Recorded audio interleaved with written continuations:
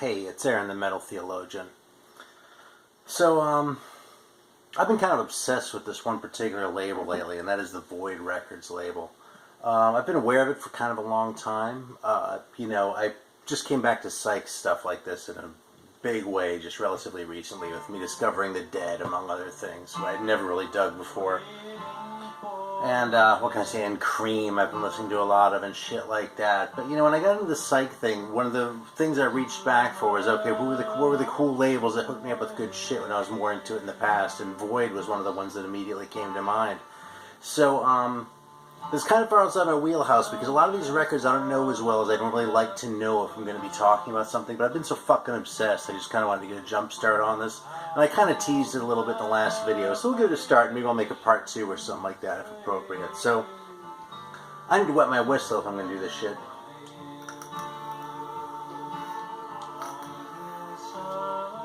And from the Pure Soda Works company here, we have an apple pie natural soda.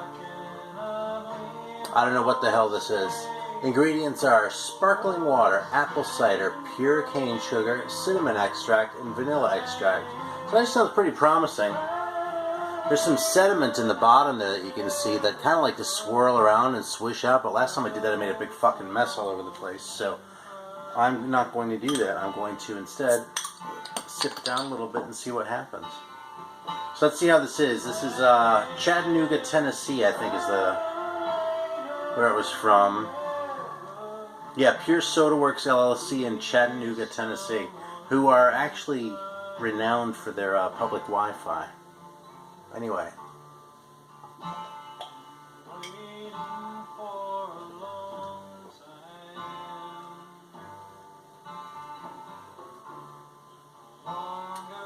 Well, it kind of just tastes like an apple cider with a little bit of other shit going on in it.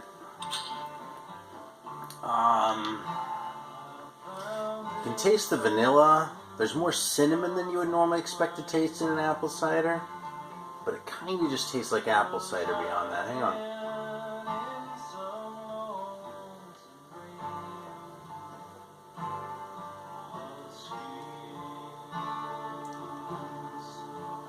Let's see, maybe once I start swirling that shit out of the bottom, like, I'll taste something like crust or something like that. I mean, I think that's what it's going for with the cinnamon in that, too. It doesn't really come together. You know what I mean? It's a nice soda. There's nothing wrong with it. If you like apple cider, it's a good I mean, you take apple cider, you put in some cinnamon and some vanilla, and you're not really going to go wrong, right? And that's kind of where we are with this, but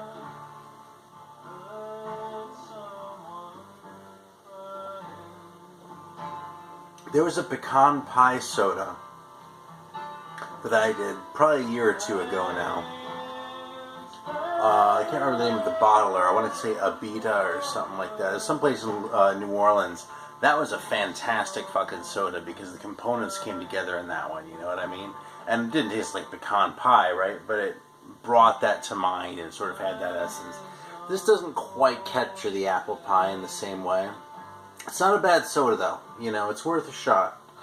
And, man, that shit just isn't coming up. Alright, well, anyway, let's talk about records. So I kind of pulled a bunch out. My own personal history with Void is that, if you've been watching my videos for a while, you know that I tend to buy shit by label. And that's because I like to get things that I don't already know. You know what I mean? It's like, yeah, I know that if I go and get a Black Sabbath record, well, I have all the Black Sabbath records, so it's a bad example. But, if there's something like that, if I go out and buy it, it's going to be good. You know what I mean? There are really any Uriah Heep records I'm missing. Okay, there are a couple later Can records I don't have. Okay, I love Can. If I go out and buy, Flow Motion, it's most likely not going to be their best album, but it's probably going to be a very good record. Rather than do that, I'd rather go and check something out that I don't know, So, when I come across a label that puts out a few good things, I tend to think, okay, whoever's running this label probably has good taste, so let's see what else they've done, right? And I've got a ton of examples like that. Anyway, I don't remember exactly how I discovered the Void label. Come to think of it, is good 15 years ago. I'm pretty sure Spencer was an infant, but it might have been even longer ago than that. It was around 2000-ish, though, something like that. I want to say I was living in Austin. And it's just a small label. It's basically run by one guy out of New Jersey. His name is Brian. I won't share his last name here, but it's not hard to find out. And he does this stuff, is more or less a labor of love, puts out these relatively small editions of records that are just fucking really cool records that are overlooked and are interesting for one reason or another.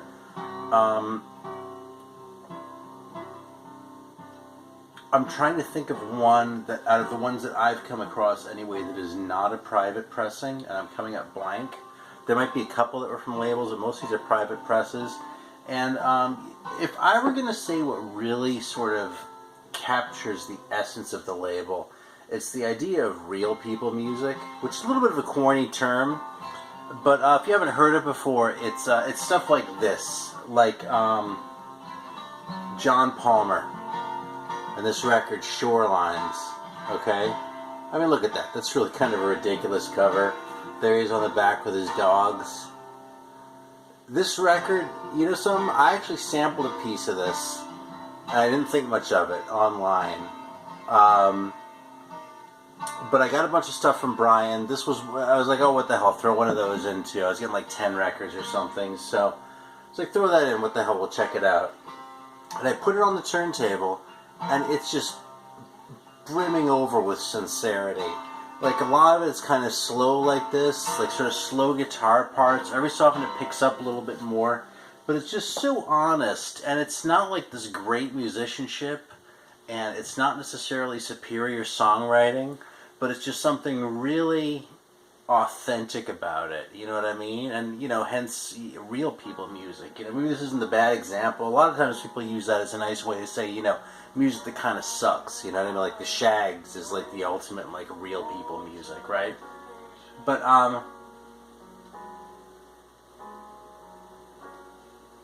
if you watch 7 minutes into this video, you probably know what real people music is, even if you haven't heard it called that before. But there are people who collect that shit. There's a dealer in San Francisco I know right off the top of my head who comes to mind who's really into this stuff. And I'm pretty sure the dude from Rockadelic collects this stuff too, but I could be wrong. Anyway, there's a ton of stuff like this out there. A lot of Jesus records, you know, a lot of things like One Man Acts like this. And there's these little local private pressings of people on Earth. And Brian at Void just seems to have a knack for just like digging these things out and bringing them to light in relatively small pressings. I mean, the big ones are about 700. Most of them are like 300 to 500. So you kind of got to grab them while they're out there. But it's worth the effort, man, because I'll tell you, even the ones that I don't particularly like are still interesting and worth listening to. Here's another example of one. Neutral Spirits. I don't know who the hell this is. No idea, right? Pretty much just got on the strength of the label. Awesome fuzz guitar sound. I mean, this has the best fuzz guitar sound I've heard in a while. It's actually kind of late for it too. I think this is like early 70s already, but it has like that 60s, like, yeah, 1972 it says right there. But it has that like sort of punky or 60s punk guitar sound. And the fuzz then ratcheted up another notch from that. And it's just great, man. The songs are good. You know, again, it's not Lennon and McCartney writing these songs, but it's just, you know, it could be your neighbors, you know what I mean? It's like you're walking by, and instead of cringing at, you know, what the neighbors' kids are doing, you go, God damn, man, those kids are really onto something there, you know what I mean? But they never make it outside the garage unless they press their own private record, you know?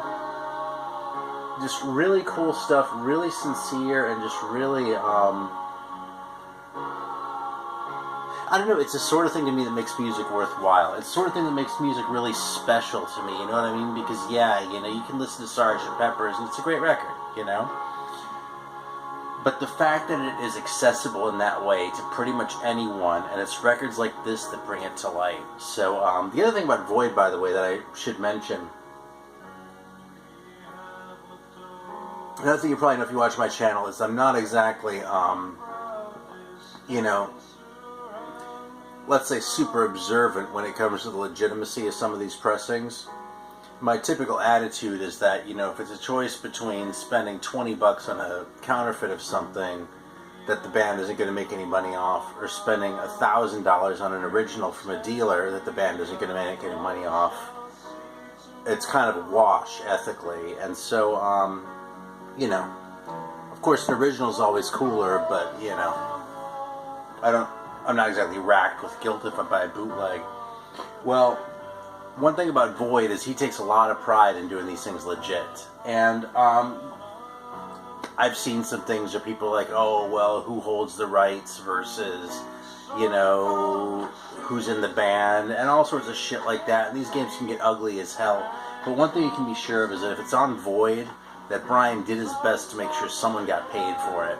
And, you know, so there have been other reissues of a lot of these. I mean, here's another one, the Jarvis Street Review, Mr. Oilman. It's an obscuro band. I think these guys are from Canada.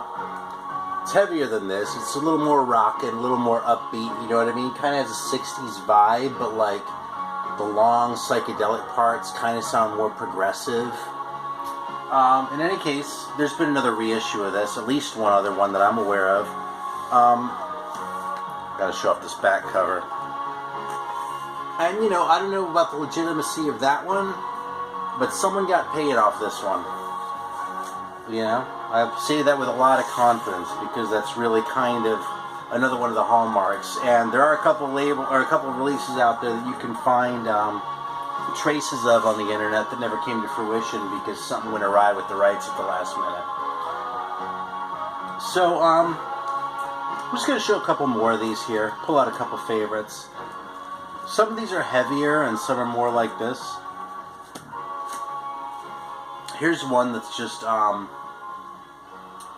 want to say it's a little bit goofy sounding, but like, that makes it sound more like sort of comedy than it is. This is actually a really sort of sincere and really honest and like well-written songs, but like some of the lyrics where they go off from these sort of weird places that like seem out of place for songs that are sort of written in as serious a way as this is.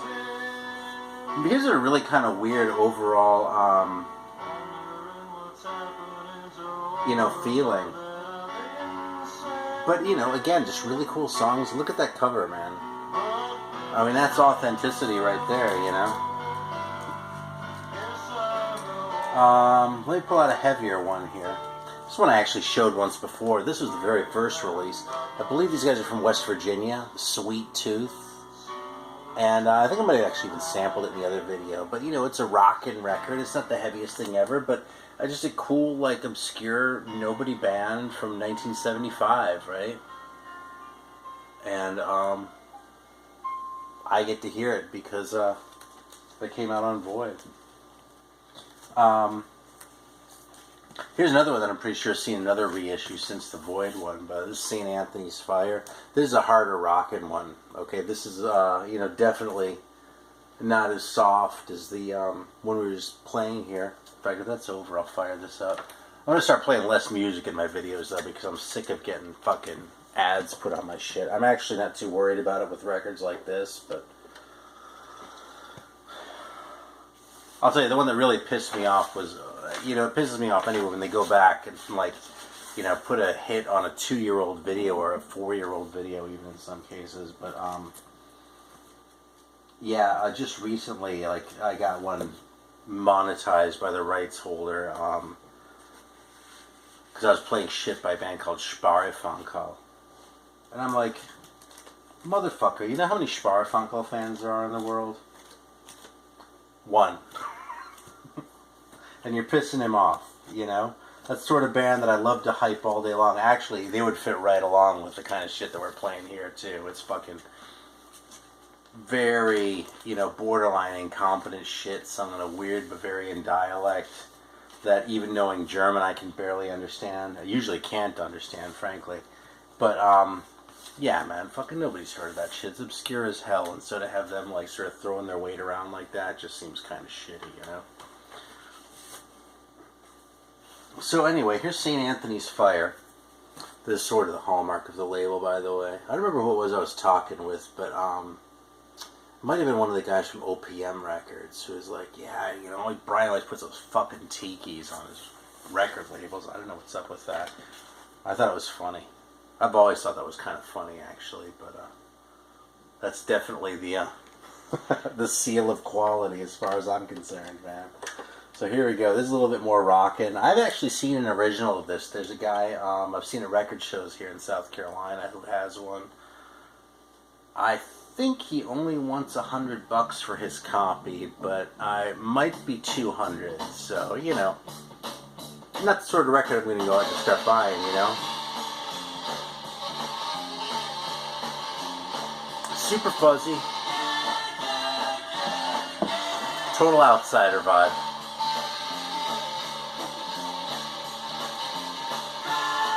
Yeah, hang on, there's another particular one I want to pull out that's become a favorite. Actually, this is another one. This is another really heavy one that seems to have really gotten some notoriety after the fact. I've seen a lot of people talking about this record, and it's had at least one more reissue since this one, but I think it's gone through a few different pressings. But again, to my knowledge, the Void one was the first one. You know, this is the one that really sort of brought it to light until I bought it at Amoeba from that, because they put those fucking things in there. Fantastic record though, classic hard rock record, man. When I'm going to throw out the big, like, you know, top, let's say 20 70s hard and heavy, you know, records that you need to check out. And this is including, if top 20 doesn't sound that high, it's including shit like Black Sabbath, Deep Purple, Uriah Heep. Boulder Dam makes that list.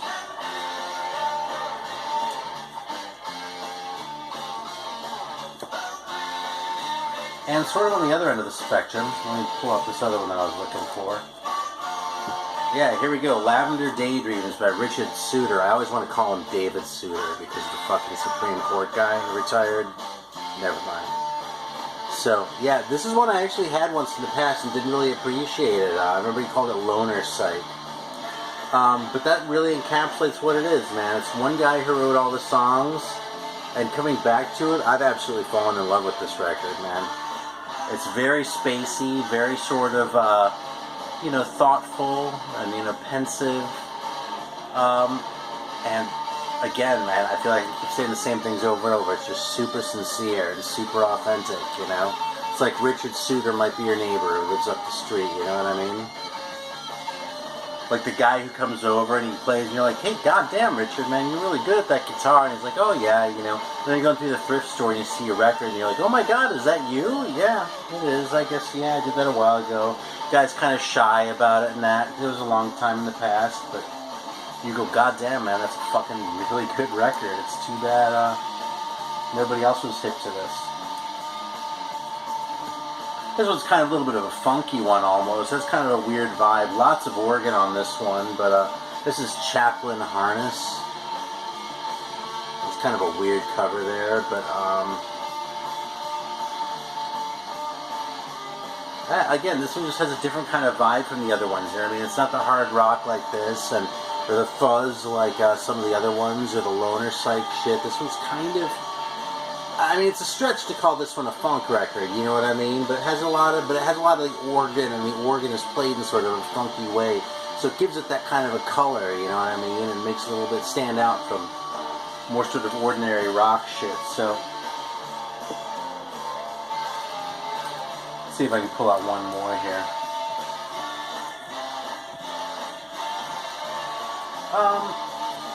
Well, what the hell, man. I'll just pull this one out again because this is another one of my favorites. Speaking of Jesus stuff, right here, man. Real people shit. These guys can barely sing in tune. The balance is all kind of fucked up. The lyrics are kind of awkward, but it's just beautiful, man. It's awesome. Like, the songs are so good. The delivery is just so honest and so there. And, yeah, man, I play this thing over and over. I would take a record like this over Simon and Garfunkel any day of the week. And I like Simon and Garfunkel just fine. It's just, this is just sort of the next step beyond that, you know? Yeah, sung and played by, it's under the supervision of their pastor and shit. Holy Ghost Reception Committee number 9. They have another record, which I actually have coming in the mail. I've heard it's not supposed to be as good as this one, but you know something? If it's half as good as this one, I'm still gonna fucking love it. So, If you want to do a little foray, you can find a lot of the stuff online and sample through it. But man, again, best way to do is just have the records and listen to them in your living room because, you know, John Palmer won me over when I was sitting in my living room, not when I was sitting at work with earbuds in. So, all right, I'll come back and talk about some more of these guys another time, maybe, because I don't know. I have probably about half the catalog here out of 50 or so records. So. Lots of great stuff, man. Lots of shit to go into. So, thanks for watching. And that's the intro. Take care. Hope it whets your appetite.